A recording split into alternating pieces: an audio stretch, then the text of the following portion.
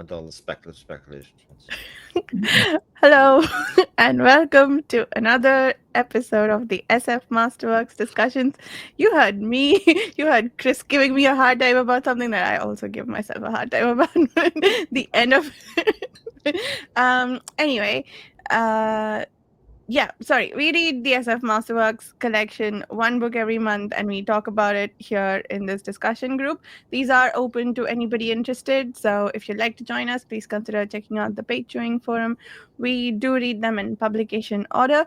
In the order they were published as SF Masterworks, not their original publication order, because that would be hard to figure out. Maybe not. Maybe there's a wiki page for it. But regardless, this is the order we're reading them in. So today's discussion is going to be the Time Machine. I thought I brought my Time Machine copy, but apparently I brought Behold the Man. But the others have you covered for the cover. This was actually, when it was first published, apparently, it was published as a bind-up of the Time Machine and the War of the Worlds. But we split it up into two discussions. So today is going to be the Time Machine, and next month we'll do the War of the Worlds. The three books coming up after that are going to be Flowers for Algernon for September, Ubik by Philip K. Dick. Sorry, Flowers for Algernon was Daniel Keyes. Ubik, Philip K. Dick for October, and Timescape by Gregory Benford for November. Once again, if you'd like to join us for any of these, please check out the Patreon forum. With me, we have the usual group of friends, and we have a perfect order in which Chris will be last. Susanna, could you introduce yourself? Hello, I'm Susanna Imaginário. I'm the author of Timelessness, and I run the tiny YouTube channel Den of the Weird. Very And nice. I'm Jared, right? I'm next, or is Layla next? Yes, you're next. All right, I'm Jared, and I run the Fantasy Thinker YouTube channel, and also on Speculation podcasts, and film chewing, and panel chewing, and other stuff on page chewing as well. Excellent. Layla. Am I next? Okay. Yes. I'm Layla Goshi. I'm a writer. I edit a magazine, Melody Magazine, and I read science fiction and fantasy. Nice. And Chris? And I'm Chris from the Chronicle of Chris YouTube channel. I'm from some of the other places that people mentioned beforehand. Nice. So Time Machine, what did everybody think? Is this the earliest book that we have read? I think it's the earliest book in the entire Masterworks collection. Wow. I think when I did a scan through, I might be wrong about that, but maybe I was doing a quick scan. 1895. Yeah, Possibly. Yeah. It was originally serialized in New Review magazine between 94 and 95, and then published as a separate novel in 95. It's not a novel. Yes, it's a small Seriously. pamphlet. Yeah. I actually think you put it quite well in your review, Susanna. It is an idea wrapped in some window dressing around the start and around the end, and I think that's pretty apt in a lot of ways. Mm-hmm. Yeah, this feels like, the thing that we keep saying that science fiction tends to be, or at least, I don't know. So lately, I think a lot of science fiction is sort of wrapped in some space opera-ish situation as well. But early science fiction, I think, was an expansion of a thought experiment, right? And in this case, you might think by the name that it's an expansion of the thought experiment of what if we were able to travel in time, which it covers to a certain extent, but mostly it's where will we go and how will we end up? Like, what does the end of time look like? And maybe does he travel to the beginning? I don't think it does, right? Or no, it travels to the end. Yeah, he travels to the end, but he doesn't go back at all. Maybe he's following. You don't know? Nobody. Yeah, we don't, as far as me. That's true. Yeah, we haven't heard him tell a story of him traveling back in time. But yeah, like the sort of logical end of the human race, according to him, logical end of the human race, the logical end of the solar system and so on. It's sort of a thought experiment expounding on that, I think. Well, we often say that these science fiction books are stories about today, and in this case, it was a story about 1895. And for him, this was about the end of the industrial era and the kind of separation of class and aristocracy in Britain, especially between the underclassmen involved in industry and then the upper classes, and where he sort of, like, to a very extreme view, he says if they keep diverging at the rate that he sees in front of them, this is how they end up, which makes, I think, contextually makes it much more interesting than just a novel to read with characters and that kind of stuff. Yeah. Yeah, I do agree with that. I noticed the theme of class issues. I think that, first of all, I'll say I really thought this would be a much simpler story. And I always had that impression. I should have read it way before now. So when I really started reading and getting into it, I was just really surprised at some of the themes he was trying to go to. So, yeah, I saw that he was basically saying, those, the elite who give themselves a comfortable life will also trap themselves in it. And I thought he had some really interesting things to say about gender within the elite as well. So, yeah, I'll leave that there for the moment. But I thought it was much deeper than I thought, although I agree with Susanna, it's not a novel, but it is. It does give you some pretty deep themes to think about, especially to think that he was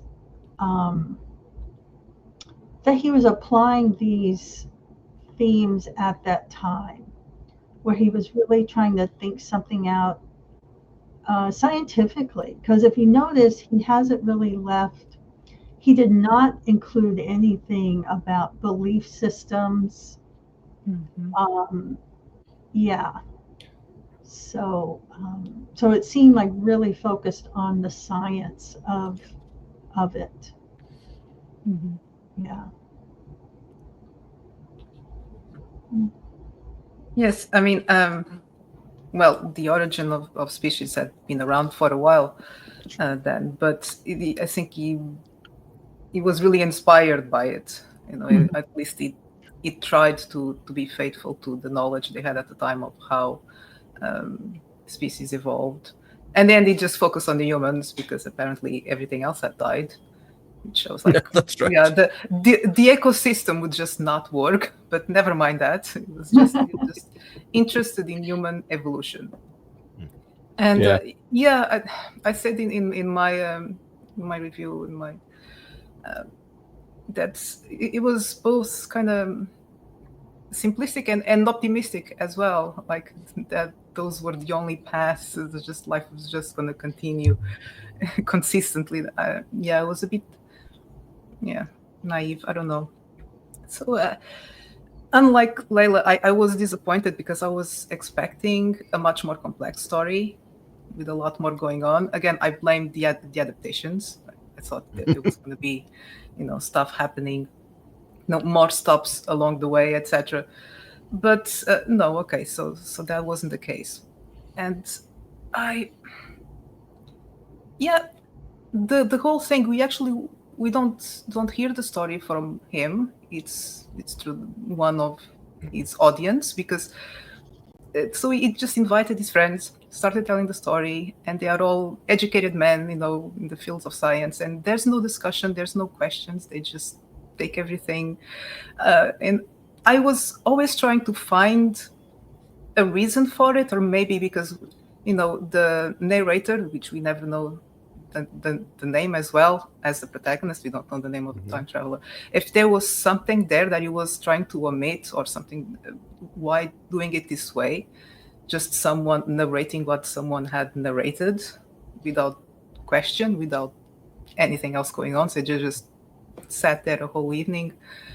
I don't know, it felt like, and in some aspects it was so stretched, they really tried to stretch the narrative to a degree I think was necessary. And then there was all this left to explore. And I wondered if that was deliberate, if there's something there that I missed. So I was curious to see if you guys, if anything kind of tickled your curiosity or didn't quite feel right. Yeah. Well, I wonder if Wells was under a word count. Could really, be as simple as that. because when they print to serialization like that, they get paid per the word, and they want to print a certain amount of words in a serialization. Dickens was famous for that. He put a lot of extra words in his work just to make certain word counts for magazine periodical publications, and I wonder if Wells was under the same kind of stricture as far as that goes. But and I love his conceit towards the why none of these guys in the room could say anything, because he says, "Don't interrupt me, or else I'll forget." And so that arrogant. Gives the excuse for nobody to say anything as the story's going on, which it's convenient for the sake of the story, just to get it out. But I thought it was amusing that that's how it goes down. And but I guess this is like my second time reading this. I read this once, maybe 20 years ago, and it actually went very quickly for me this time. Wells, for all the faults of the time, the storytelling and the idea and the scientific thought experiments, he does have a very nice, quick pace and an easy way to just read through it. That didn't bog me down too much. I think I would have been bogged down a little bit. Susanna, you brought up some of the stuff that he threw in there and stuff like that the first time I read it, but the second time I kind of expected it, and I kind of just flew through it. And it's a story that lends itself to a reread, just to get some of those ideas that he throws in there out, especially when he says stuff like he right off the bat he says he gives an explanation, and he says this explanation is plausible enough, as most wrong theories are. So he's allowing you to question his perception on what he's coming across and what he's trying to theorize about what happened in the future and how it came about. So even though he's giving us this, this societal breakdown that Chris mentioned, he's also giving us an out to say he could be wrong. And I kind of like that, because it made it feel a little more whimsical than this serious, science story type thing. And I think it makes it enjoyable. Yeah, I think the framing narrative of the get together of the men is an interesting one. I think it probably serves a couple of purposes. One, it kind of gives the story an end to every reader, not just people that are interested in reading kind of genre fiction, because its setting and its place is something that everybody can kind of experience, this grouping of men. It also sits within a place which is like an incredibly patriarchal society. Like, men literally ran the world and run the country at that stage, and a lot of those running of the country discussions would have happened in public schools and gentlemen's clubs, in very much like this scenario. So actually these kind of discussions or stories probably have some relevance within that form, that people would have gathered around and listened to what people did that day and kind of used it to influence society and that sort of stuff going around. But it strikes me that this book, kind of more so than any other time travel story around this time, he didn't go into the near future. He went way out there. Like, he went so far out of anybody's kind of relevance of projection, and told the story from that point of view, and kind of so that I think he could strip out a lot of the kind of religious aspects or theological aspects or anything like that, so that he could just tell the bit that he wanted to tell, which was really about the two classes of society and where they'd end up, at an end. There may have been more in between, all that kind of stuff sort of intimated within the story, but it just sort of gave him this out to just tell the simplest story that he possibly could, I think, in a lot of ways. And the best way to do that was probably project forward as far as he could, where the differences would be at the most extreme. But yeah, the whole framing narrative of the gentleman's club, where nobody kind of interrupts him and all of that kind of stuff, gives it just that kind of, for me, the in, so that most people would have started reading the story, and especially if it was being serialized, to stop at a certain point to go, I mean, it's not usually a comfort thing, but I could read more of this, because it's set within the frame of the real world rather than kind of being in year 800,000. Yeah. Yeah, makes sense. That's interesting. And I also love his little quip against some of the writing conventions of the time. He says, "Had I been a literary man, I might perhaps have moralized upon the futility of all ambition. But as it was, the thing that struck me with the keenest force was the enormous waste of labor to which this somber wilderness of rotting paper testified." I thought that was kind of a little dig at some of his over-wordy contemporaries of the time. Absolutely. I really like that. Mm-hmm. No, it's a very quotable book. There's, it's well written. So I marked a couple, and with interesting ideas. Sorry, I'm not going to start reading. I just noticed. But so, like Jared said, very easy to read. No complaints there. Just, I wanted more. Just, you just focus it, just narrow down on that. And yeah. But I think, but then many others picked, this theme, and it's been explored and expanded. Never gets old. Right.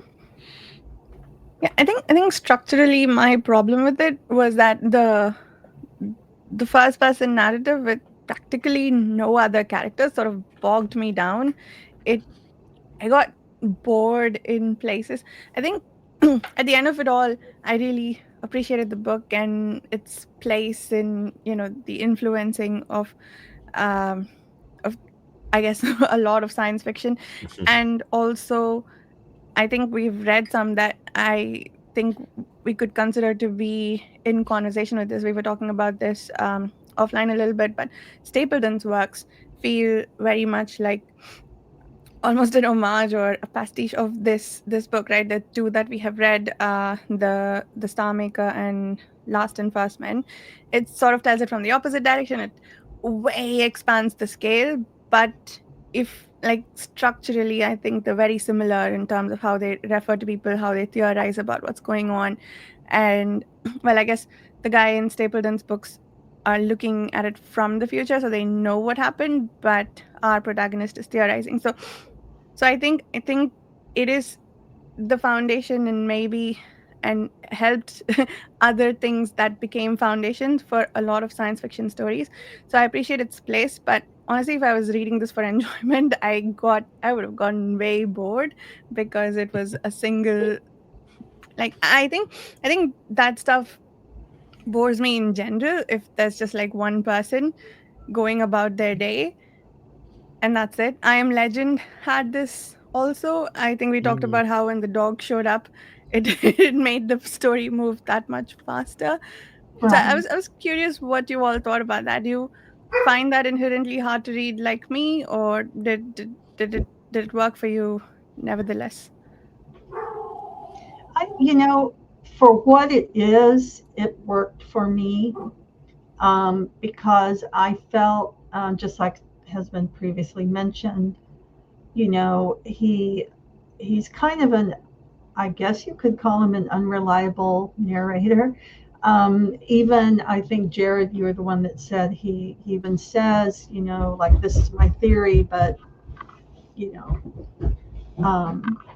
but take it with a grain of salt or whatever. And so I just saw it as that was the style he was going with, and then I got into it from there, and started to be aware that what he says he's seeing might not really be what he's seeing. I think that comes out pretty clearly too, so then that's why I took it as is. But I do think there's better ways to write it. I also think he, maybe intentionally as the writer, but the narrator is, kind of dismissive of the above ground group, although they probably, I don't know if they deserve it at this point, but he underestimates them, thinks their fear of the dark is just, maybe superstition or whatever. And so is just running around making all these assumptions about what's really going on. And I think that's intentional by H.G. Wells, and so it's almost a cautionary tale too of don't, go off half-baked with one of our, all of the new inventions that we have, at that time, all of these new scientific concepts and inventions, do we really want to be going off half-baked? Exploring, assuming that we know best. Because he really did act like that. And that's why, is it Weena? That's why she actually got killed. He got her killed, So it was his fault, in my opinion. I don't know if anybody Yeah, no, I agree. Yeah. Hopefully not eaten.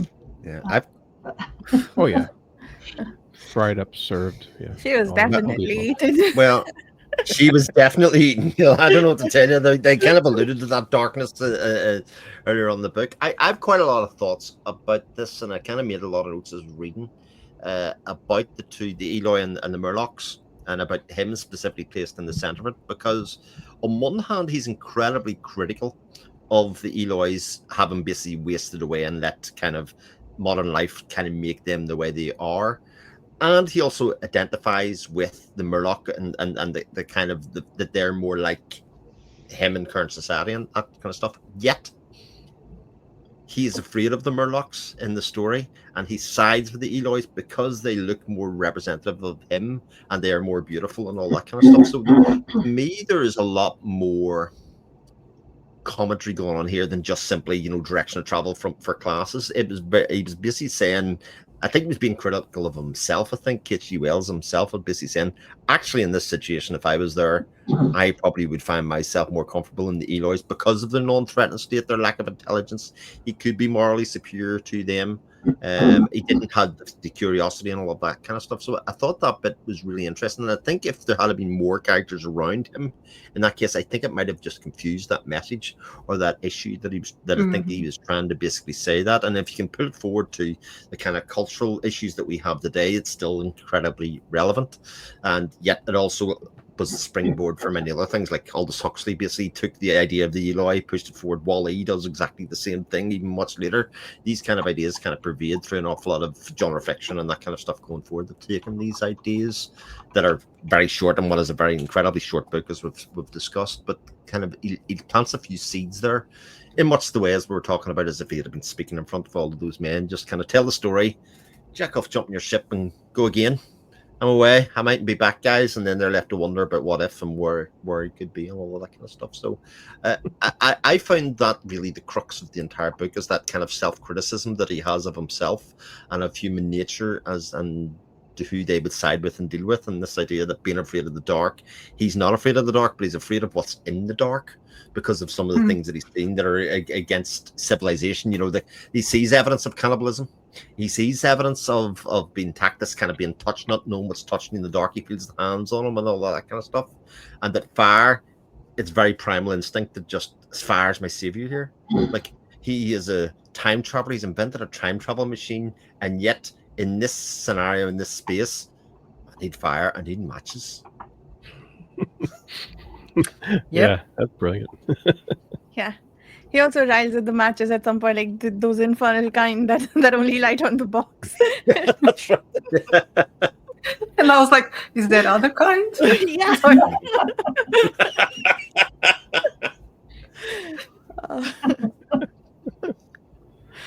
That's hilarious. Yeah. Yeah. No, sorry, go ahead, Jared. No, that's some great points, Chris. I really like that. But I like the premise he starts out with. Like his scientific premise for the whole time travel thing when he right in the first chapter is this whole idea of, well, in space we can move this way, we can move that way, and which way does time move? And so that's like the whole premise of him inventing this time machine, and that it's going to move in a direction that did not previously exist or people wondered about.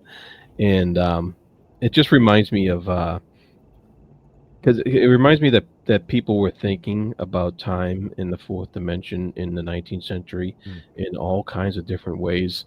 And I think it was about a decade or two before this book when Abbott came out with Flatland. That was a novel about two-dimensional creatures, basically. Right. And they could only, see on they only existed on a flat surface. And it was a fascinating little novel that explored that aspect of dimension. And so there was a lot of speculation during this time about dimension and what it does and stuff like that. And that ties into, of course, all the scientific experiments and progress that was made in all different aspects of physics and chemistry and what have you. And I like how that's all put right in the first chapter, and then he just cavalierly goes off and uses the technology without any kind of further experimentation or anything like that. It just boom. And I think it's Wells just kind of saying, we're inventing this stuff, and then we're carelessly using technology. We just run away with it, and damn the consequences. And so it was just I just found that fascinating. I find books like this fascinating from that time period for that very reason, because they're all very similar in how they approached technology and stuff back then. And I think Wells did it probably better than most, which is why he's still around today. And really, I came away feeling like, well, maybe he's not that wrong in terms of the even whatever class level we think we're at. If we've got these days an iPhone and all of these gadgets and things that we use that make our life easier. Are we more like the Eloi, or are we more like the Morlocks?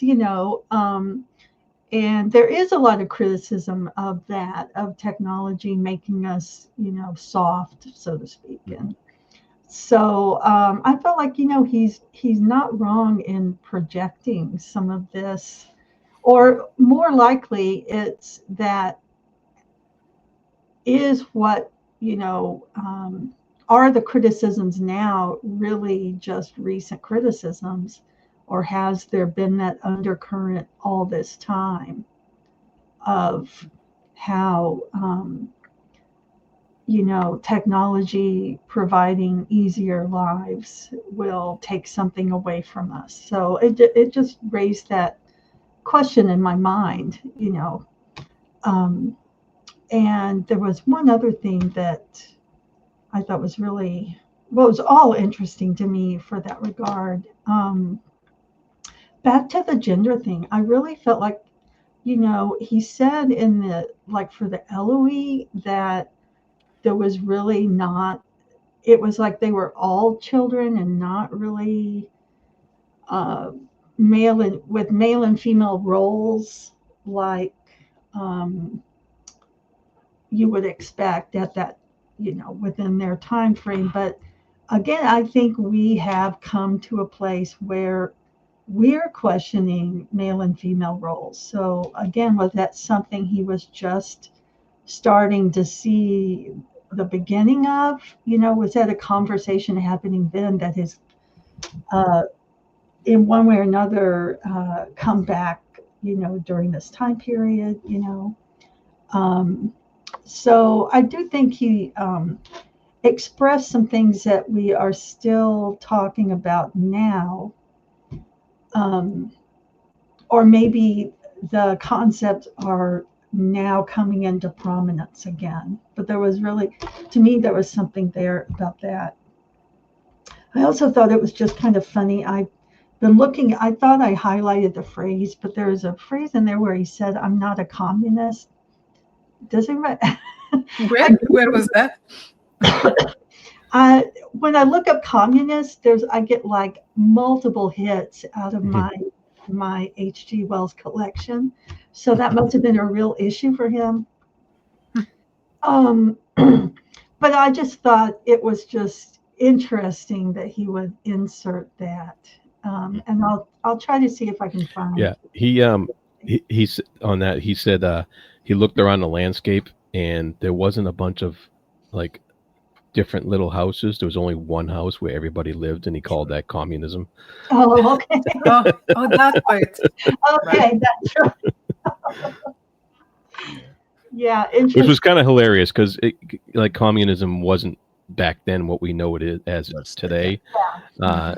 And so it was a completely different thing to the people of this time than what we think of it as. And so he was being literal. Amusing. Yeah, he was being literal. Yeah, right. Exactly. It's amusing. Yeah. Yeah. Just to touch on the science aspects, because I really enjoyed that part as well, how he set up the framing of it, because he didn't go too far into it, but he just kind of left a couple of little notes in it, basically.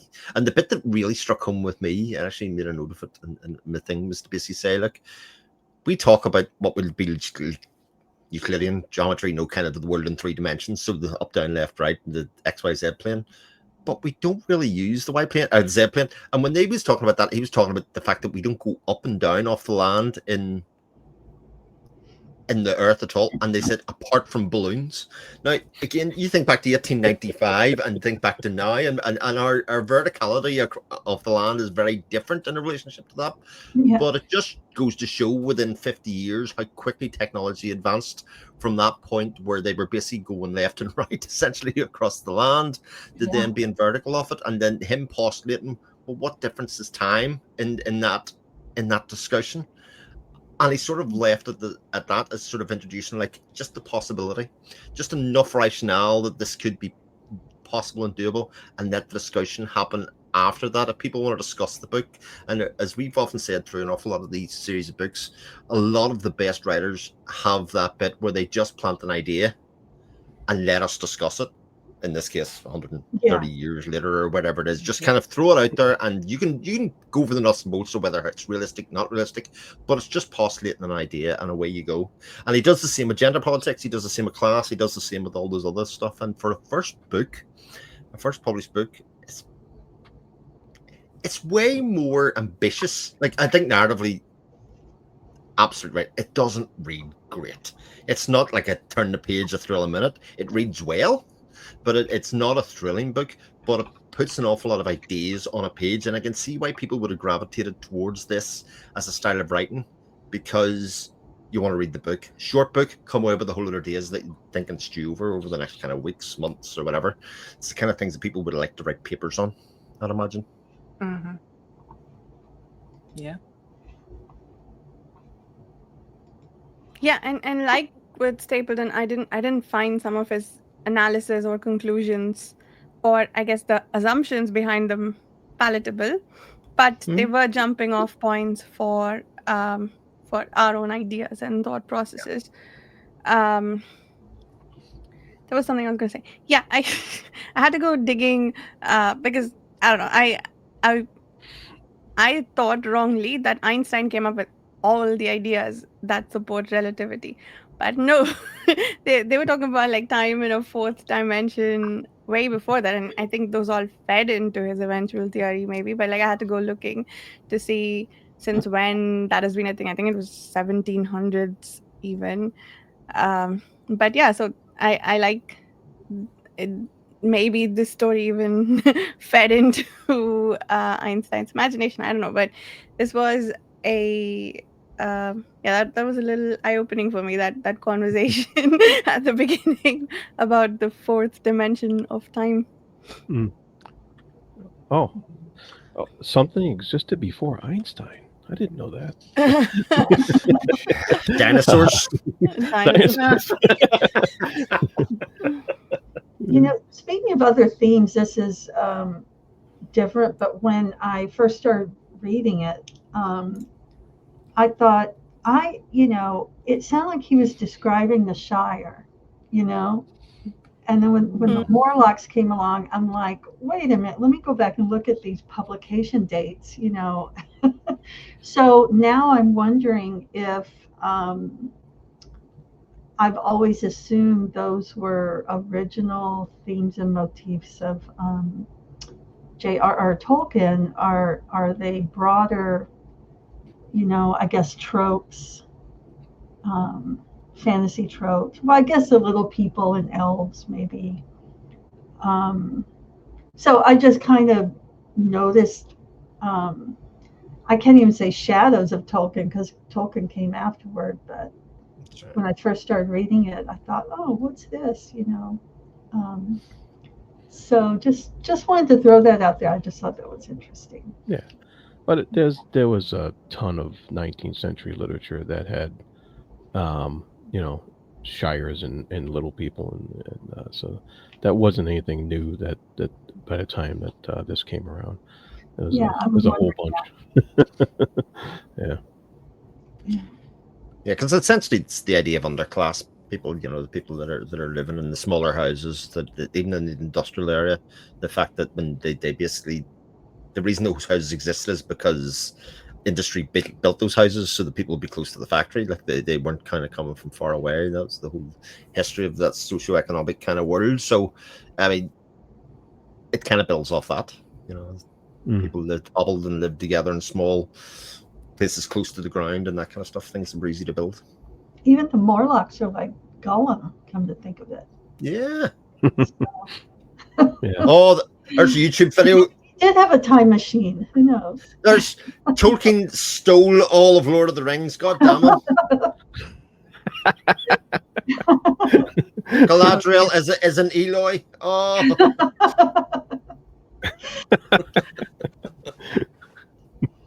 Yeah. I remember because I saw one of those movies, one of those time machine movies, when I was younger, when I was a kid, and at the time, the Morlocks really scared the hell out of me. Like they were frightening. Now you look back on them and you kind of laugh at them, but yeah. So it was. It's more interesting now reading this as an older person that I am, that with experience under your belt and realizing that the Morlocks symbolize a bit more than just underground cannibals, and and that they symbolize kind of the downtrodden masses of his time, and how they're viewed by a lot of people at that time, and they're not they're viewed as people to be lived over, to be stepped on, to be and they're fighting against this perceived civilized light, and the symbolism there is pretty cool for the Yeah. for the this small pamphlet that we just read through. Pamphlet. What was I going to say? Never mind. I wasn't going to say anything. There's another YouTube video. The greatest pamphlet ever written. Yes. Question mark. I want to go back real quick to his end. He was really drawing out what scientifically, the thought is of what the end of the world is, which I thought was, knowing now it was written in 1895, I find that really astounding that he did write that, because it goes against the grain of so many belief systems. So I find that notable. I'm not saying he's right, but because the only reason I'm saying I don't know if he's right is because I really, frankly, haven't looked into it, and most of my impressions from sci-fi is that something like that happens. The sun becomes a red star and envelops the earth, sort of thing. So I just found that really fascinating that he gave that alternative framework for the end of the world. Well, so you find that most sci-fi books that write about dystopia there are not doing it because they believe that they're maybe accurate projections, but that they're kind of almost like warning shots. If we don't change the direction of society now, this is where we could end up, which makes for interesting stories, for interesting words, or interesting thought experiments. And there's another YouTube video. H.G. Wells invented the dystopia genre because that is sort of what he's doing in a lot here. This is quite a bleak future. This is quite a bleak idea that some forms of humanity will have to eat people because they didn't think about animals, and they didn't want animals. They thought animals were no good, but people needed meat or whatever. It's quite dark, literally and figuratively, within this book, and this idea that they would have to go underground in order to support whatever style of life that they wanted to, or where they were allowed to build, or whatever it is. He never goes into the reasons why. I think one of the other interesting aspects of that is, again, him coming. He's a man of science. He's a man of progress, and yet, once he goes to the future, the only thing that he's concerned about is finding his toy, his time machine. Mm-hmm. He's got a very capitalist mindset in that term. Mm-hmm. Not that he's there as an explorer, but as soon as he gets there and he can't find a ship, he needs to find the ship. He's not looking for love or anything like that. He does save the girl, but he's not interested in building anything with that.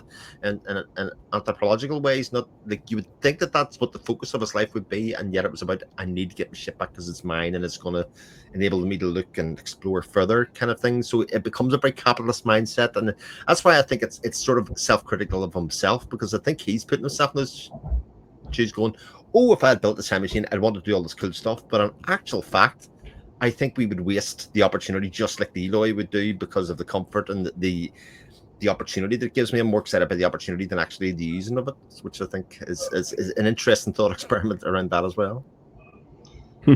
Yeah, I love that point. Also, his emotional behavior at the loss. Mm-hmm. Very much so. Yeah. Well, it was kind of his lifeline to his life. It didn't. I don't think he was seeing itself as he was traveling. He was a tourist. He didn't intend to stay. When that became a possibility, suddenly his role became very appealing. The past became very appealing. He's traveling and he lost his passport. Yeah, kind of. It's like, I need to get it back. Yeah. But that idea of grounding her home definitely strikes you, doesn't it? Because he can go anywhere, any place in time, and yet he just wants to get back. He has to make sure that he's got a way to get back home to this rudimentary lifestyle, if he wants to think that, given the possibilities that he has. I think it's an interesting feeling, and I think it's sort of echoed in the reader, because I think we as the reader kind of go, "Well, this is cool and all, but what if I couldn't live the life that I'm living right now?" Is the thing. It's okay for do part time or whatever, but would you want to do it long term? I think for a lot of people the answer is no, because you would be that fish out of water. Yeah, but he does come back, and he does get frustrated. He's like, "Oh, you guys don't believe me? The hell with you!" And he takes off again. And with a camera, so he can get pictures. Mm-hmm. Yeah.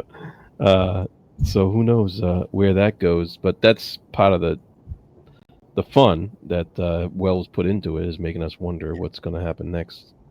I think Sorry, go ahead. I think it's kind of amazing how like this is one of the first time travel things I know about, and it's the one that everybody, of course, refers back to.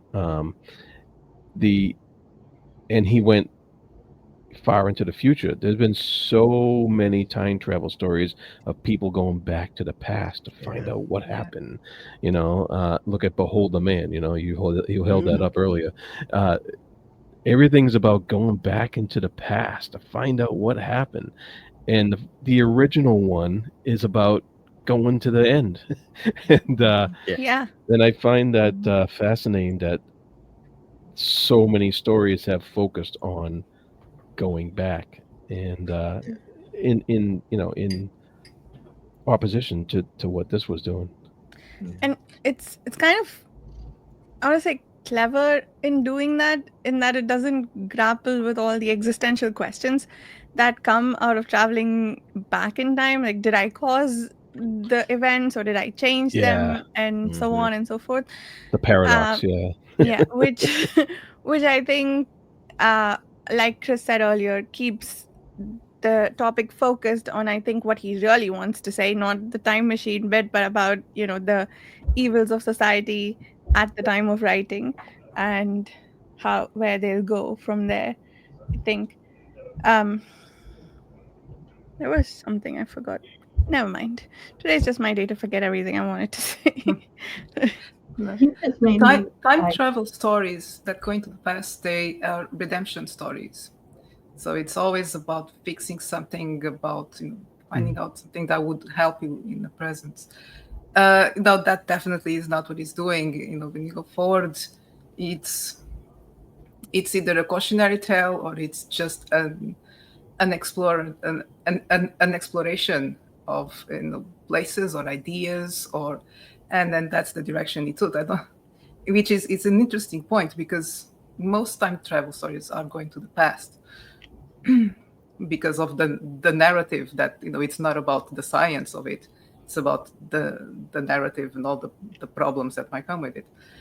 And no, he completely eliminated that kind of words. He was just focused on the science, on going to find out where it ends, how it ends, how long are you going to stay here. And it's a theme throughout, when he realizes that intelligence, it was so fleeting in humanity because of the way that they become complacent with their lives. And but not only that humanity itself, it was fleeting, because he stops before the end and he's kind of attacked by crab thing or whatever, but there were no more humans. The animals were back. That was interesting. There was something, but there were no humans. So we were just this little blip. And I guess it is something to consider, because we take everything for granted. And the more comforts we have, the more we take things for granted, because we stop innovating, we stop creating new things, because we have no more problems to solve. And that's, we stagnate. There's no evolution if there's no challenge. And I think that was what they were realizing at the time, 30 years after the publication of the Origin of Species, and I have time to kind of digest it. And I'm sure they would still be arguing about it. They still are today. But anyway, there was enough time to speculate. How long are we here? we've been here for just this long compared with the rest of the world. How much longer, can we sustain this as a species? Mhm. So I was hoping for an answer or a bit more, but no, it leaves everything open, which is fine. It's fine. We've been trying to answer that, for the last 130 years. That's fine. I think it's interesting too, the fact that he came back to describe all that he learned, and that the establishment essentially did not believe him, which is true. It's hard to bring a new idea into the establishment, so to speak. So the more I think about it, the more I think he really hit on a lot of important themes. And yeah, I wish he had drawn it out more. But at the same time, I don't really fault what he did say. I think it does give us a lot to chew on in that regard. So, and you all helped me realize that a lot of time travel stories always seem to have, the protagonist always seems to, if they're going back in time, there's always this sense that, they've got a little more power, than who they're going to see, even if they get caught in a trap or get, somehow messed up. So I wonder if that's why there's more interest or more written in, going back in time, that sense of wanting to see that empowered character and how they would, interact given all that they know now, but I'm interested now in exploring more futuristic stories like that.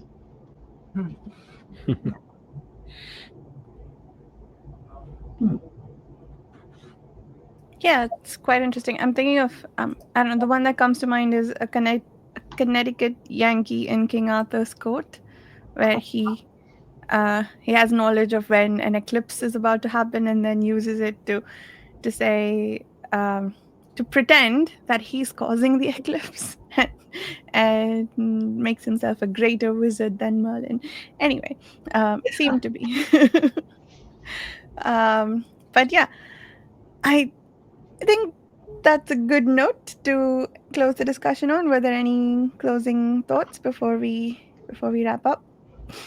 Oh, I'm glad I finally read it.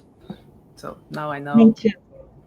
It's another tick for a book that was exactly as long as it needed to be, Yes. and didn't need to be Thank you. 1,100 pages of drawing it out.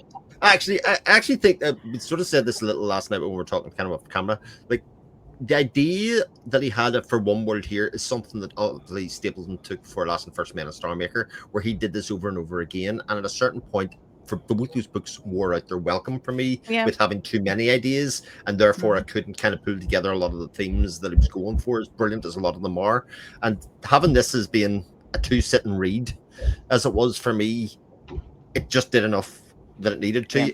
It definitely, for me, could have done with a bit of truncating at the start, a bit of truncating at the end, and just give me the bulk of what was there. But it still was only a 2-sit and read. It was very quick, easy to read for me. So, it obviously didn't matter that much. But the nuts and bolts of it is the bit of the story that he had here was exactly long as it needed to be. I didn't want him to spend another 3 years in the Murlocs and Eloy kind of dragging out kind of nuances in there, because that wasn't what was interesting about that story for me. Yeah. No, I absolutely agree. I think I talked earlier about how I got slightly bored through some of it, but it was okay because I knew that it was a short book. That helps. Yeah. And yeah, like Stapleton again, like the ideas are immense, but it reads often like a history book, which this one does too. I think to a certain, like, not quite a history book, but a news, I guess a reportage book maybe. But this one, yeah, it works. I'm glad to have read it too. I think I've been meaning to for the longest time, and it's done. Any last thoughts, Jared? I'm good. Okay, Read it then again. Read it again in another 20 years and tell me what you think. another 20 years. Okay, sounds good to me. I have a Eh, fly. mhm. Oh, you have a fly. I What have of the your most cat? persistent fly, and she loves the camera. Sorry. Do you have a cat? I just don't know. Yeah. Didn't the cat go by or something? Or... Oh, yeah. Me? hmm yeah. No, Did you? no, No. Oh, okay. okay. Oh, you no. only have a dog. I have Okay. two dogs and okay. the fly, a fan. Oh, All right. And once again, the book for next month is going to be War of the Worlds, also by H.G. Wells. And then after that, we'll read Flowers for Algernon for September, Ubik by Philip K. Dick for October, and then a Gregory Bedford book called Timescape. Yes, I remember all of that without needing to look up again because What a pro. I closed it by accident. Thank you so much for listening, and we'll see you soon. Bye.